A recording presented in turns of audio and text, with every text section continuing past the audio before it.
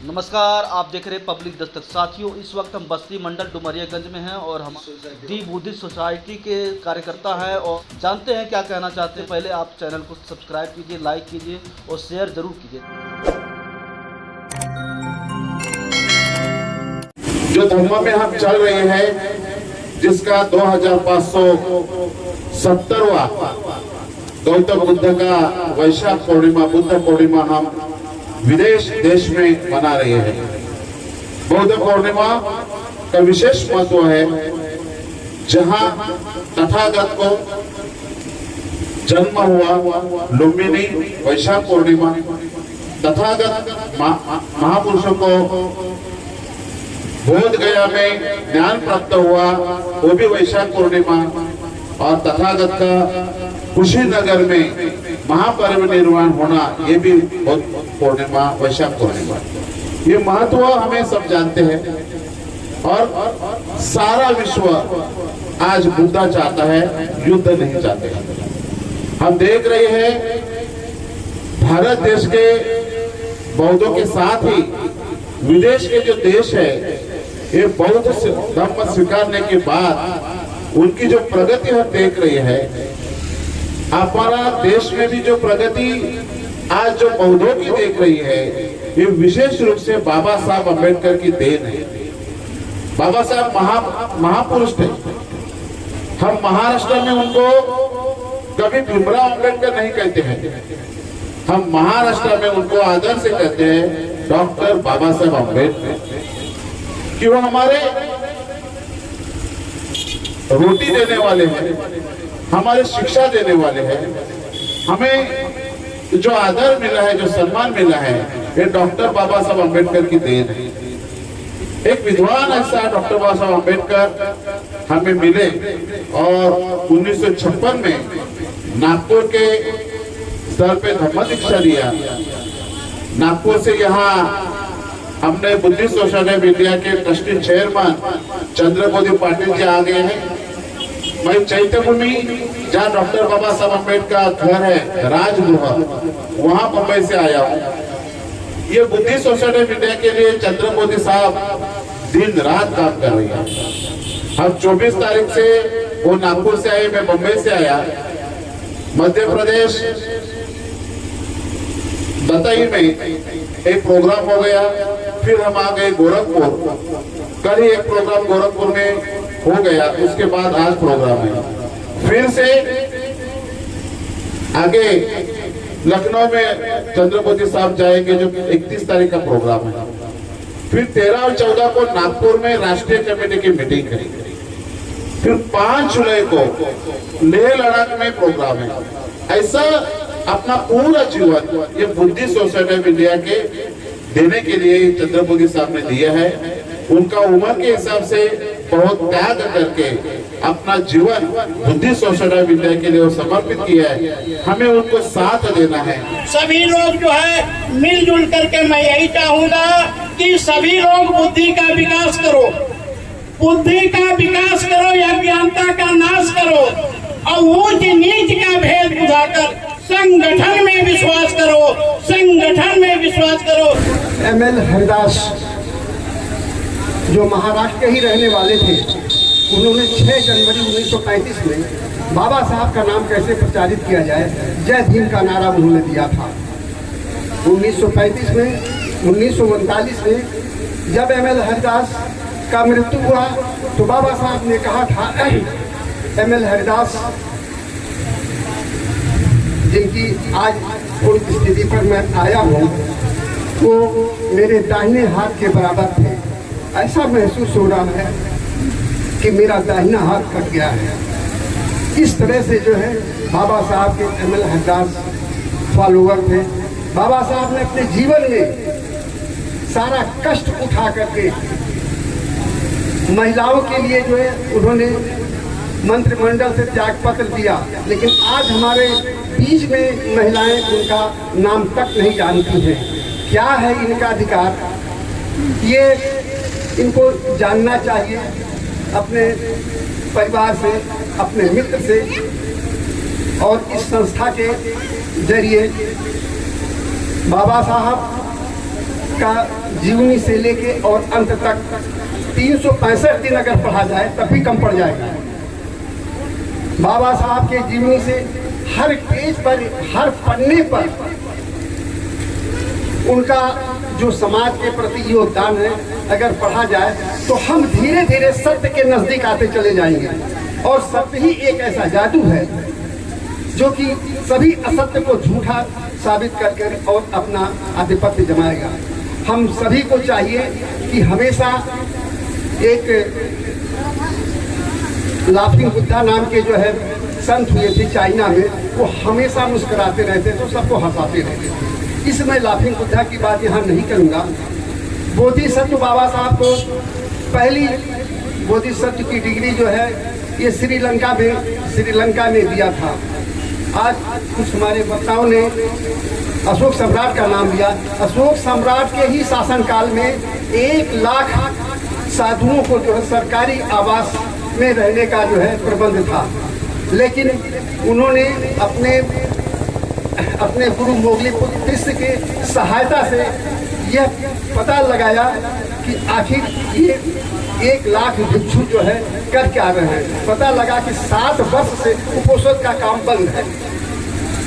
इस तरह से जो है उन्होंने 60,000 प्रचंड भिक्षुओं को सफेद कपड़ा पहना करके जो है उन्होंने अपने आवास, सरकारी आवास से बाहर किया और यह आदेश कर दिया कि किसी भी बौद्ध धर्म कार्यक्रमों में इन लोगों के आने की अनुमति नहीं है। अगर चुपके से आ भी जाते हैं तो उसे कड़ा से कड़ा दंड दिया जाए। इस तरह से एक सरकारी अधिकारी ने कुछ भिक्षुओं को मृत्युदंड दिया था। इन्होंने मोगली से अपने गुरु से कहा कि उसका जिम्मेदार मैं होता हूँ, मुझे दंड दिया जाए। तो मोगलीपुत्र ने कहा कि ठीक है, आप 1 हफ्ते के अंदर फिर से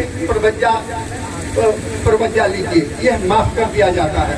इस तरह से हमारे अशोक सम्राट थे। अशोक सम्राट अपने महल पर कभी अपना नाम नहीं लिखवाया और उन्होंने कहा कि ये सम्राट महल है।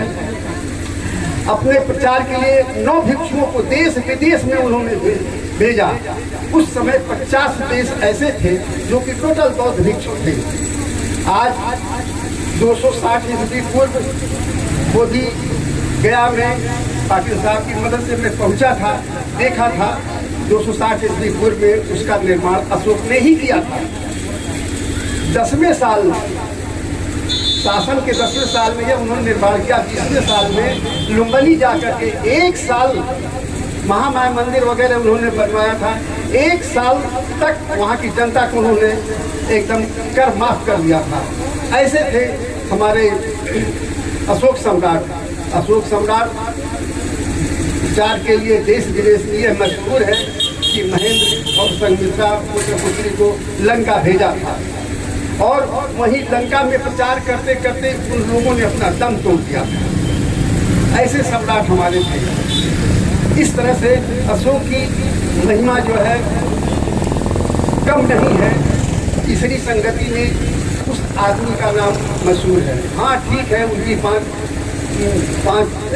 महिलाएं थी, 5 स्त्रियाँ थी। उनके पिता को 16 महाजनपद थे, 16 महारानी थे, 101 भाई थे। अशोक 99 भाइयों का मार करके उन्होंने सम्राट बना था। उनका एक नाम चंड अशोक भी था, जो कि सांवले रंग का उनका कट काटी था। कलिंग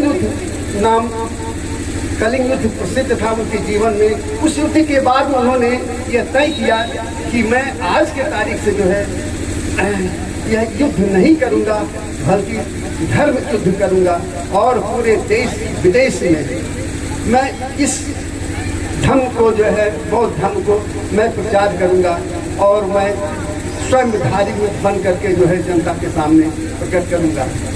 इस तरह से हमारे अशोक थे।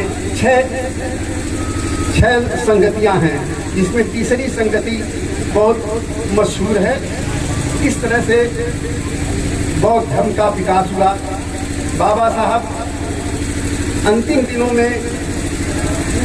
दिनों में उन्होंने इतना प्रयास किया कि लिखते पढ़ते उसी कुर्सी पर वो सो गए और सवेरे जब नानक चंद्र के यहाँ यह खबर पहुंची कि आप चलिए, बहुत ज़रूरी काम है। आ करके उन्होंने ऑक्सीजन वगैरह चेक किया, लेकिन जब बाबा साहब रहे तब न बोले। इस तरह से बाबा साहब का अंत है। आज भी मैं तो वहाँ पे गया भी था, लेकिन उस लाइब्रेरी को नहीं देख पाया। पता नहीं सील है कि नहीं, हमारे पाटिल साहब जानते होंगे। 50,000 किताब आज है। माथुर साहब जो विदेश के थे, उन्होंने लिखा कि सबसे बड़ी लाइब्रेरी और प्राइवेट लाइब्रेरी जो है बाबा साहब की थी, जिसमें 8,000 पुस्तकें उसमें रखी हुई थी। हमको चाहिए कि पुस्तकें मांग करके ना पढ़ें, बल्कि खरीद करके पढ़ें। बाबा साहब कहते थे मुझे इतनी फुर्सत नहीं है कि मैं किसी के यहाँ दावत में जाऊँ। वो खुद कहते थे कि भाई खाना बना के लाइए, मैं यही खा लूँगा, मैं किसी के यहाँ जाने वाला नहीं। या जिसको पढ़ना हो वो मेरे लाइब्रेरी में आकर पढ़े, नोट करे, ले जाए। इस तरह से जो है बाबा साहब जो है अपने समाज के लोगों को योगदान अपना दिया, प्राण दे करके रक्षा किया। इसलिए हम जीवन भर उनके आभारी रहेंगे। बाबा साहब जो दिए हैं उस कृति को हमको नहीं भूलना चाहिए। कुछ लोग पढ़े लिखे लोग कहते हैं मैं तो मेहनत करके जो है IPS IFS बना हूँ, लेकिन ये सब गलत है। बाबा साहब की ही देन है।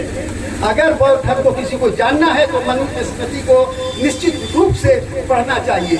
मनुस्मृति का दहन कैसे हुआ ये मैं एक मिनट में बताता हूँ। सब लोग कहते हैं कैसे हुआ, लेकिन वो गलत है। बाबा साहब एक नौका पर सवार होकर पानी के रास्ते से उस महातालाब के किनारे पहुँचे, और जब ये कांड हुआ तो तमाम लोगों का सर फटा, पैर टूटा। इस तरह से जो है बाबा साहब को उस अंग्रेज के सामने, जो वहाँ का सुपरवाइजर था, उसके सामने पेश किया गया। उन्होंने कहा कि नहीं भाई, ये तो म्यूनिसिपैलिटी बोर्ड ने 5 साल पहले ही अलाउ कर दिया था कि इस तालाब, चौदार तालाब में सभी लोग पानी पिएंगे, लेकिन नहीं। आज भी मनुवाद हमारे साथ है। इसमें 99% लोग जो है मनुवादी लोग हैं। मनुवादी हम उनको कहते हैं जो बौद्ध धर्म को नहीं मानते हैं। और जो जब तक बौद्ध धर्म को नहीं मानिएगा तब तक आपके चेहरे पर खुशी नहीं आएगी, क्योंकि मनुवाद का सिद्धांत है आपको गुलामी बनाने का। जब तक आप गुलाम बनाए रहेंगे, तब बने रहेंगे, तब तक आपका जो है गुलामों की तरह जिंदगी, पूरे मकोड़ों की जिंदगी आपको बितानी पड़ेगी। इसलिए मनुवाद के सिद्धांत को आप लोग त्यागिए, और जो है झूठे भगवान को मत करिए। झूठे भगवान आपके अंदर है, आपके कलेजे में छिपा हुआ, इसको जगाइए। तो उसका नाम सत्य है। सत्य को झुठलाने के लिए असत्य का सहारा मत लीजिए। जितने भी आप कहते हैं हिंदू कोई जाति नहीं है। हिंदू एक गाली मुसलमानों ने दिया है कि ये हिंदुस्तान है। इस तरह से मैं यही आप लोगों से निवेदन करूंगा कि जितनी भी हिंदू परंपराएं हैं, चाहे कुछ भी हो, कोई भी त्योहार हो, उसको त्यागिए। व्रत का रहना एक दंड है। कुपोषण है हमारे यहाँ, लेकिन 12 घंटे का है। सुबह होने के बाद आप नाश्ता पानी कीजिए, खाना पीना खाइए। मरने के बाद कोई जरूरत नहीं दंड घंट करने का। आप जैसे सामान्य स्थिति में सब लोग रहते हैं वैसे बनवाइए।